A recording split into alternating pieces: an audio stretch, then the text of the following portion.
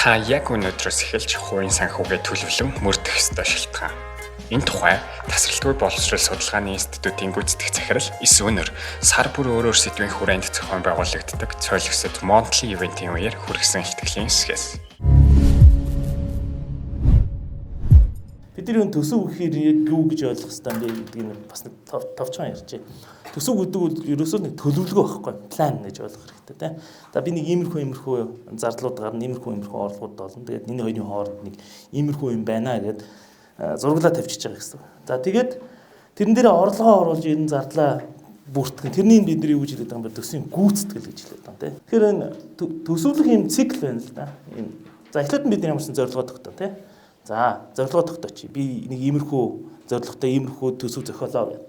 Дараа нь тэр зорилгодоо тааруулаад би нэг төлөвлөж штэ. Тэгээ ер нь ингэж төлөвлөх нь бол бодит байдал дээр айгу ховор байдیں۔ Яагаад тэгэхээр энэ чинь айгу тийм сахилга боттой туршлагатай хүний хийдэг ажил байхгүй юу? Бид нар бол арай жоохон өөрөөр хийнэ. Би тэрний энэний явцад харуулна. Яг идеал тий айгу идеал тийм төгс үйлдвэрт бол би нэг зорилго тавьчаад тэгээ тэрэндээ тааруулаад за би автобусанд яг тэдийг зарцуулна, хоолнд яг тэдийг зарцуулна гэж бах юм хийх байхгүй. Гэхдээ бодит байдал дээр тэр юус ажилдгүй юм. Most likely 90% нь бол бид нар ингэж хийх юм бол жоохон фейлдэн. Тэгээ энэ дэр тэр Питер Дракер гэдэг хүнийг бишлсэн байна л да. Ямар нэгэн зүйлийг хэмжихгүй бол ерөөсөө удирдах болтгүй юм байна л да. Одоо та нар дансан дотор хэдэн төгрөг байгаа гэдгийг ингээд багцаалж байгаа хэрэг. Гэтэ энэ сар яг хамгийн том зардлууд юу байсан бэ гэвэл шууд цээжээрээ хэлэхэд бол нэлээд хэцүү баг те. Харах ч юм уу ямар нэгэн байдлаар хийх ажилд болох баг.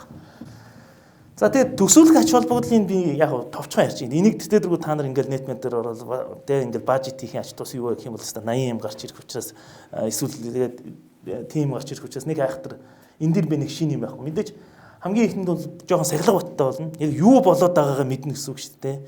Одоо ингээд төсөвгүй яваад тахаар ингээд юу болоод байгааг нь мэдрэгддэг байхгүй юу?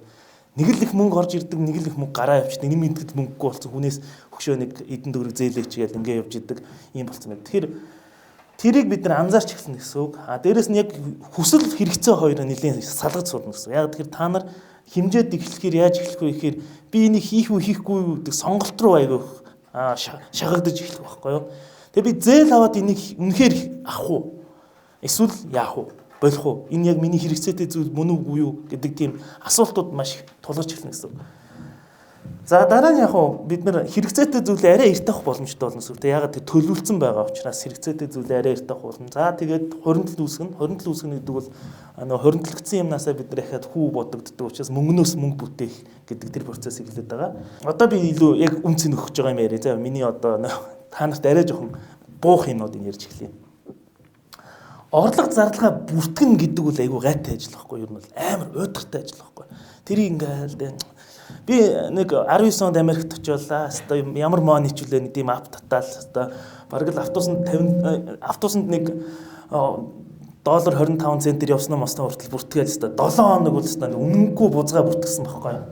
Тэгэл байхгүй. 8 хоног дээр нь байхгүй. Хаяал нэг мэдсэн чинь сар өнгөрцөн. Ахаад 20 оны юм нөхөж ийн гэдэг бол гунигийн ажил болж байгаа байхгүй. Тэгэхээр энийг бид нар яаж аятайхан болгох вэ гэдэг процессыг бодох хэрэгтэй. Энэ процессыг амархан болгох юм бол биднэрт их аятайхан болох гэдэг. Энийг яаж аятайхан болгох вэ гэдэг бодох. За хоёр дахь нь бол тэгээд би нэг амар хэмнэлт хийгээл төсөвлөж яангууд нэг сард нэг үсрээд нэг 50-100 мянган төгрөг хэмнээд тах юм бол өстой хийсний гарцолчихж байгаа байхгүй. Тэр 50-100 мянган төгрөгийнхөө таашаалыг авсан дээрээс тийм. Тэр хийснээ гарцолж байна. Гуравдны юм хэр нэг тийм төгс төгөлдөр юм хийх гээд яриад байгаа байхгүй. Айгуу гоё юм хийх гээд яриад байна. Нэг perfect юм хийчих гээл үзээд байдаг. Тэгэл ёо болдгоо гээл ингээ хайчдаг байхгүй. Ийм гурван бэрхшээл биднэрт ер нь common тохиолж байгаа. За энийг яаж шийдэх вэ? За арай нэг амар арга олё гэж байна. Би нэг амар арга санал болгох гэдэг. Гэтэ яг амар хэсгийг би мэдэхгүй байна. Та нар сонирхоод үзнээс. Та нарт амар санагдчих юу сайн билээ. Амар биш байвал тэгэл амар арга олох хүртлээр та нар бас цаашаа явах хэрэгтэй. Ямар ч нэг тийм уян хатан өөрийнхөө хэрэгцээнд таарсан те их комплекс юм бол комплекс болгочих болдог. Эсвэл нэг хөгийн жижигхэн хөөрхөн арга жижигхэн юм хийгүүл жижигхэн юм хийж болдог тийм хэмээр байгаа байхгүй. Хоёрт нь энэ хоёр дахь асуудал дээр одоохондоо та нар ингээд нэг бага мөнгө хэмнээд байгаа болж удахгүй орлого чинь нэмэгдээд эхлэх юм бол яах вэ гэхээр та нар их мөнгө хэмнэх байхгүй. Тэгэхээр тийм сэтгэлгээгээр хандах хэрэгтэй гэсэн. Одоо яг би нэг юм төсөн мөсөв хийхээр яадаг чинь те нэг 50 мянган төгрөг 100 мянган төгрөг хэмжээ боловч орлого чинь нэмэгдэх юм бол тэр тоо бас яг дагаа нэмэгдэнэ гэсэн. За тэгээ 3 дахь нь юу гэхээр ерөөсөө нэг ойр зуртай ажиллаж юм хийчихэл гэж байгаа. Нэг амар төгсөн бити ихнээс нь хий. Эхлээд нь ойр зуртай ажиллах юм гэж. Тэгэд энэ төсөв хийгээд байгаа гол санааг нь ойлгож байгаа. Тэгээ яаж хийгээд байгаа санааг нь ойлгож байгаа юм бол бид нар тэрийг цааш нь яаж болно гэсэн үг. Гой сайхан болгож болно гэсэн үг. Илүү их мэдээлэл авахыг хүсвэл subscribe тавьчих дараарай.